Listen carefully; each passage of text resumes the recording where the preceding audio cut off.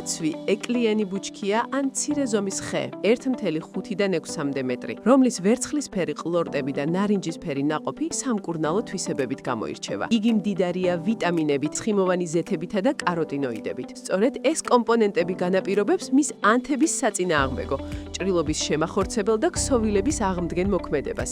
საქართველოში კაცვი ფართოდ გვხვდება ქართლში, კახეთში, რაჭასა და გურიაში. ის გამძლეა სიცხისა და ყინვის მიმართ, ამაგრებს ნიადაგს და იცავს ეროზიისგან, თუმცა ბუნებაში მისი რაოდენობა იკლებს, რის გამოც შეტანილია წითელ წიგნში.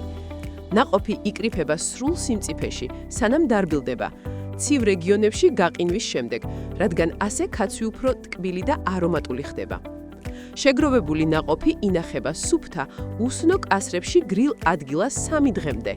კაცვის ზეთი ფართოდ გამოიყენება მედიცინასა და კოსმეტიკაში, კანის, კუჭისა და სასუნთქი გზების, ეგზემისა და დამწვრობის სამკურნალოდ.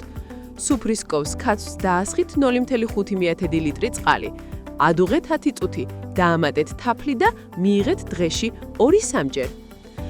კაცვი ამცირებს ქოლესტერინს, აძლიერებს გულს, კურნოს თირკმლებსა და ღვიძლს, დაინარჩუნებს სარგებელს თუნდაც გაყინვისას. ყოველ დღე მხოლოდ 2 სუფრის კოვზი კაცვი თქვენს ორგანიზმს ენერგიითა და ჯანმრთელობით აავსებს.